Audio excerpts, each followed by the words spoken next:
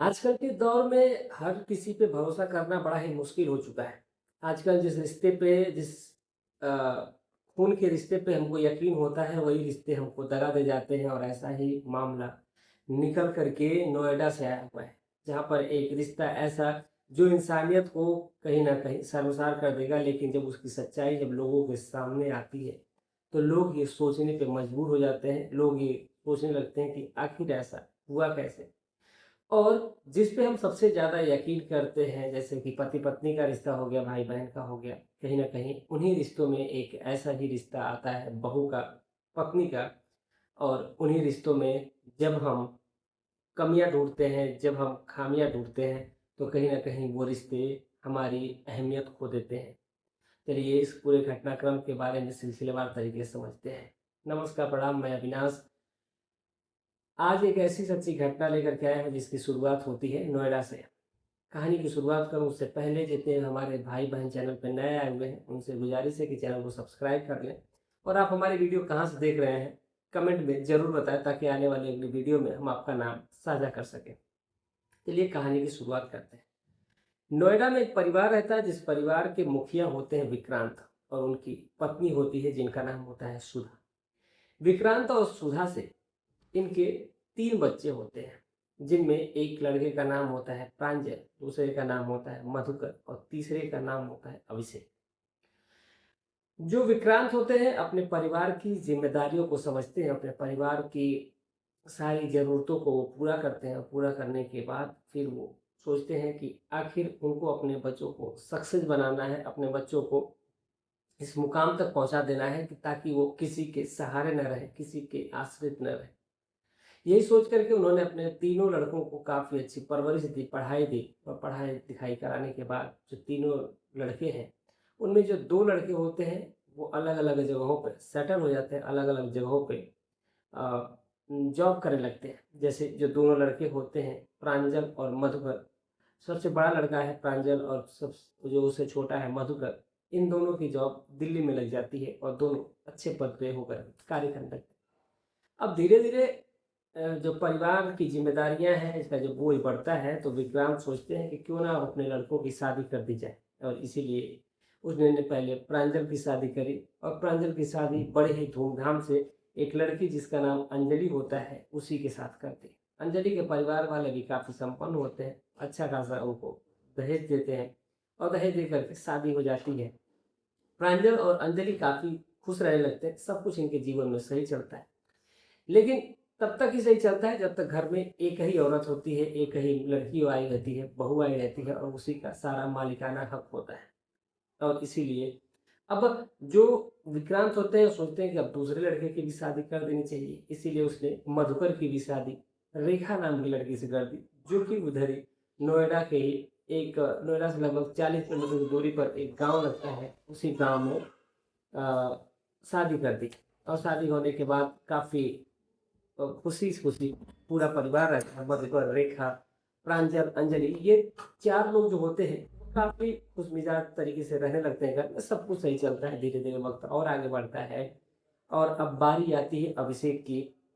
लगभग 2 साल बाद अभिषेक का भी रिश्ता देखा जाने लगता है। अभिषेक चूँकि कुछ करता नहीं था, वो घर पे ही रहा करता था, घर की जितनी ज़िम्मेदारियाँ थी, थोड़ा बहुत खेती-बाड़ी का काम भी था। नोएडा से शहर में नहीं था उनका घर, नोएडा से थोड़ा-सा बाहर था सिटी से, जहाँ पर पुश्तैनी घर था, तो ज़मीन जायदाद उनकी थी। और जो अभिषेक है, वहीं पर खेती-बाड़ी किया करता था। सब कुछ सँभाला हुआ था, घर की सारी ज़िम्मेदारियों को सँभाला हुआ था। लेकिन आजकल के दौर में अगर आपके पास पैसा नहीं है, आजकल के दौर में आपके पास अ, कोई अच्छी खासी जॉब नहीं है, तो आपकी कोई अहमियत नहीं है और इसीलिए अभिषेक की उस घर में कोई इज़्ज़त ही नहीं उतनी करता था। लेकिन जो पिता है, जो माँ है, आखिर वो तो माँ-बाप ही हैं, इज़्ज़त तो करेंगे ही। और इसीलिए उन्होंने अभिषेक के लिए एक रिश्ता देखा, जिस रिश्ते के बंधन में जब अभिषेक बनता है तो उस लड़की का नाम होता है मोहिनी। और जैसा नाम था मोहिनी, उसी प्रकार की मोहिनी थी भी। वो बेहद खूबसूरत, जिसकी खूबसूरती को देख कर के हर कोई कहता काश अगर बीवी मिले तो ऐसी मिले।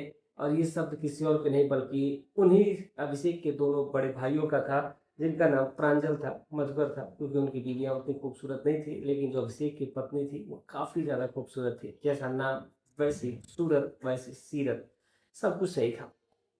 अब धीरे-धीरे जब वक़्त और आगे बढ़ता है, तो जो प्रांजल है जब वहाँ पर दिल्ली में रह कर के जॉब कर रहा होता है, तो वो सोचता है कि आखिर अ, वहाँ पर उसको खाना बनाने में दिक्कत हुआ करती थी, कपड़े धुलने में दिक्कत हुआ करती थी, तो अपने पिता से इजाज़त लेता है और कहता है कि अगर आप कहें तो हम फिर अंजलि को लेकर के अपने साथ चले जाएँ, क्योंकि वहाँ पर बहुत ही ज़्यादा दिक्कत होने लगती है। मुझे हर चीज़ों का काफ़ी समस्या होती है। तो वो कहता है कि ठीक है, अगर तुम्हारी इच्छा है, तुम लेकर के जा सकते हो। और इसी क्रम में जो प्रांजल है, वो अपनी पत्नी अंजलि को लेकर के चला जाता है।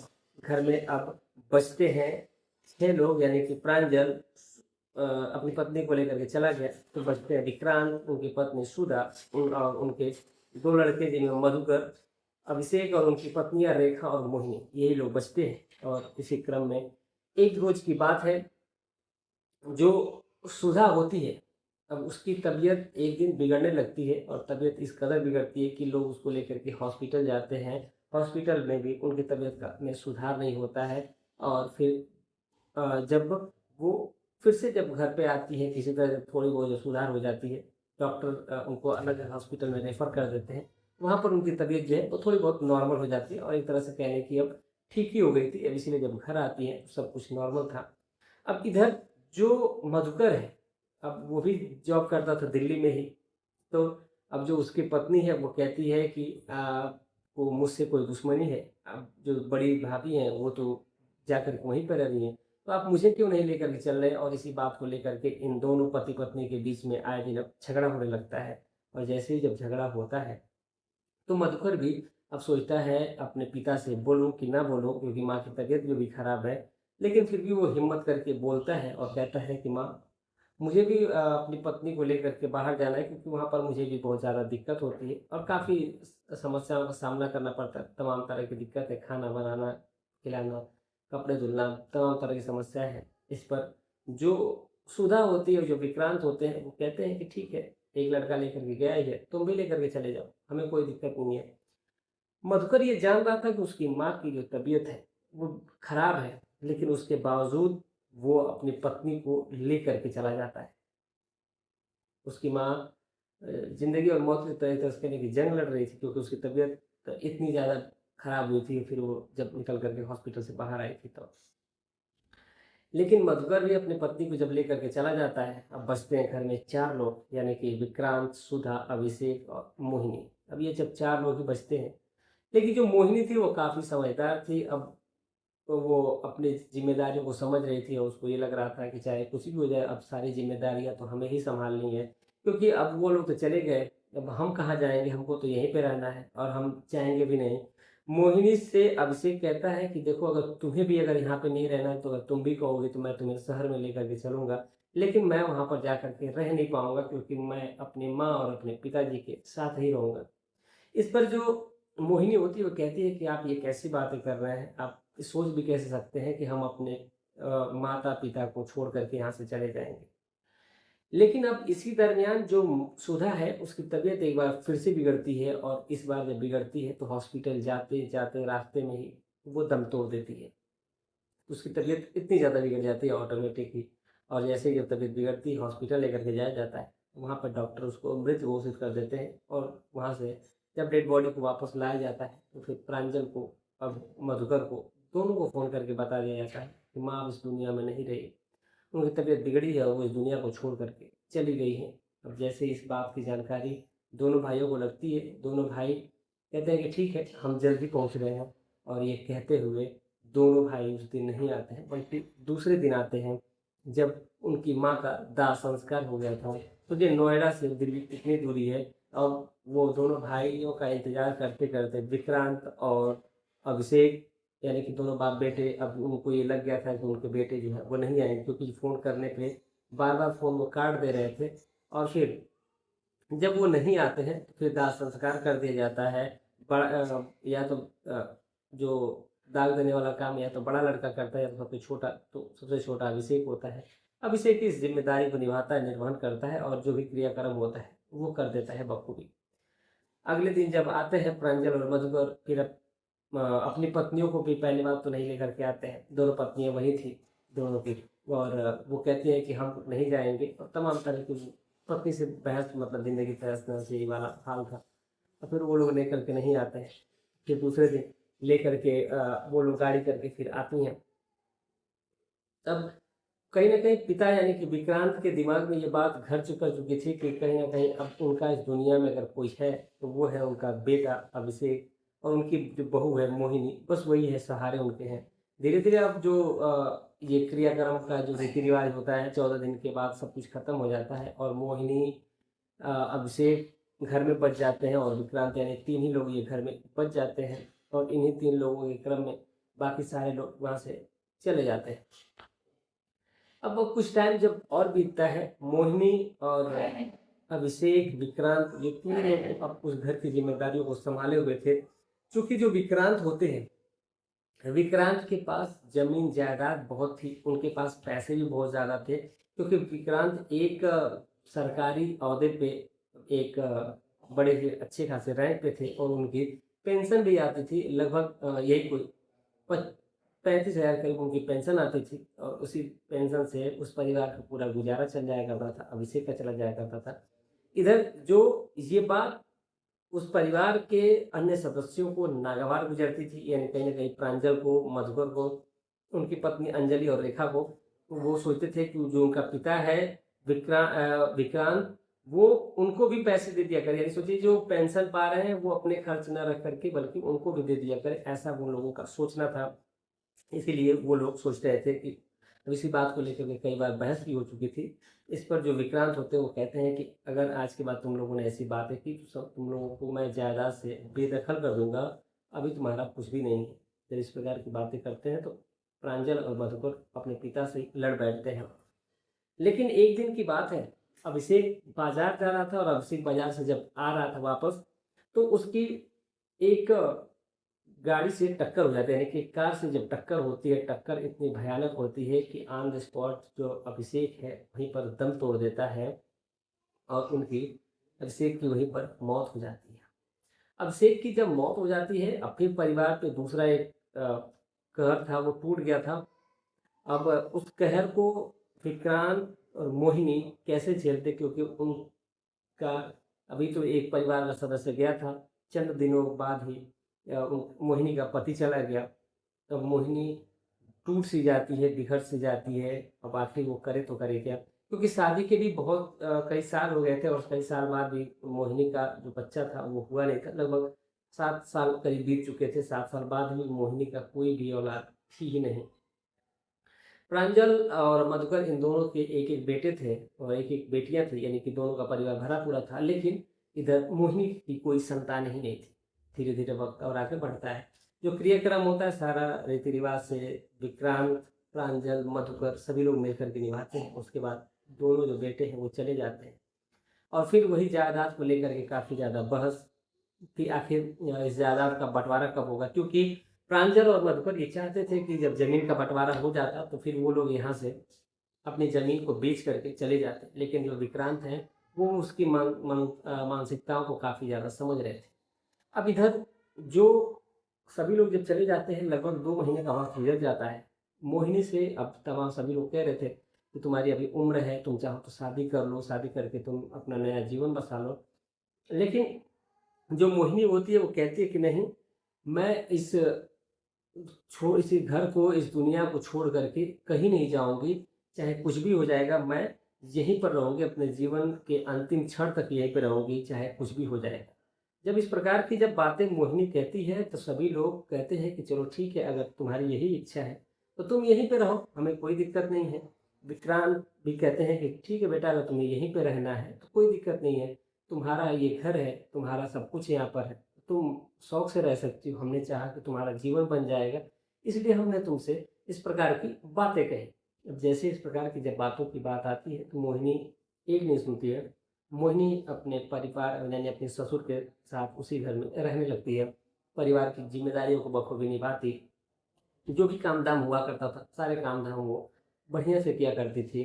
धीरे धीरे वक्त और आगे बढ़ता है, विक्रांत भी अभी ठीक-ठाक था और मोहिनी भी अभी सही थी।